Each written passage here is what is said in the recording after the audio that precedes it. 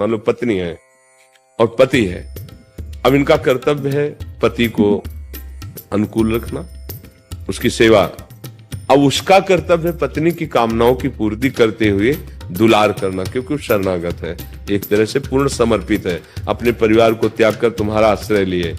जब हम अपने कर्तव्य को करेंगे और वो अपने कर्तव्य को नहीं करेगा, तो हमारे हृदय में ये आकांक्षा होगी कि मैं इनकी पत्नी हूं, इनका कर्तव्य है ये करें, वही दुख होगा। और ये है कि ठीक है आपको जैसा मन आवे वैसा करो, लेकिन मेरा जो कर्तव्य है मैं उसको करूंगी। तो उससे वहां क्या होगा उसका मतलब नहीं, लेकिन भगवान आपके हृदय को शीतल करके और एक अच्छी ऐसे मार्ग में पहुंचा देंगे जहां कोई दुख सुख आपका स्पर्श नहीं करेगा। हम दुखी तब होते हैं जब हम चाहते हैं कि इनका कर्तव्य ये है, ये हमारे लिए कर्तव्य क्यों नहीं करते। हम तो अपने कर्तव्य का पालन कर रहे हैं पर ये अपने कर्तव्य का पालन नहीं करते, तब हमें दुख होता है। और जब हमें ये होता है कि मुझे अपने कर्तव्य का पालन करना है, तो एक दिन वो टूटेगा। हम आपको प्यार कर रहे हैं तो आप हमें प्यार कीजिए, अगर हम आपको ऐसा करते तो आप हमारे साथ ऐसा कीजिए, अगर ऐसा नहीं करते हैं तो फिर आप हमारे विरोध के पात्र बन जाएंगे। इसी का नाम संसार है।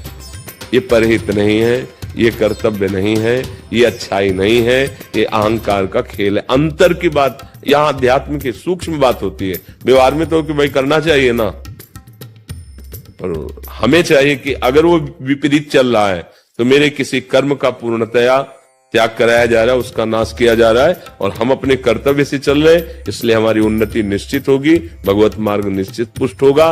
पर कोई सत्संगी ही बात सह सकता है, अन्यथा प्राय ऐसा रहता है कि हम करते हैं तो आपको भी हमसे प्यार करना चाहिए, हम आपके सामने झुकते हैं तो थोड़ा तो आपको भी।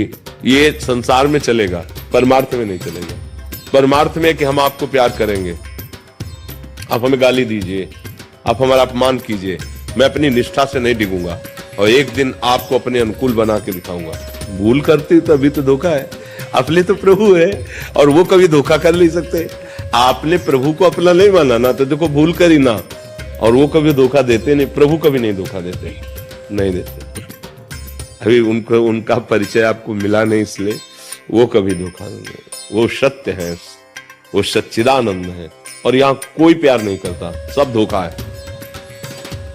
तुम्हारा रूप जब तक है ना तब तक तुम्हारा प्यार है, तुम्हारा शरीर जब तक है तब तक प्यार है, तुम्हारे पास रुपया जब तक है ना तब तक प्यार है। जिस दिन ये तीनों हट जाएंगे ना, रुपया और रूप और सब तुम्हारी योग्यता, वो कोई पूछेगा नहीं कि तुम कौन हो, कहाँ के हो, कैसी हो, वो देखेगा भी नहीं, चाहे पुत्र हो। तो इसीलिए तो समझा रहे सब संत महात्मा जन के होश में हो जाओ, एकमात्र साथी भगवान है। अगर उससे तुमने प्यार नहीं किया तो यहाँ कोई प्यार करने वाला नहीं, यहाँ सब नाटक चल रहा है।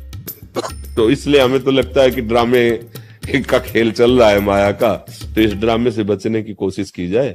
भगवान को अपने जीवन में मिलाओ, उनको अपना साथी बनाओ और फिर निकल जाओ इस माया समुद्र से। यहाँ कोई सहयोगी नहीं है।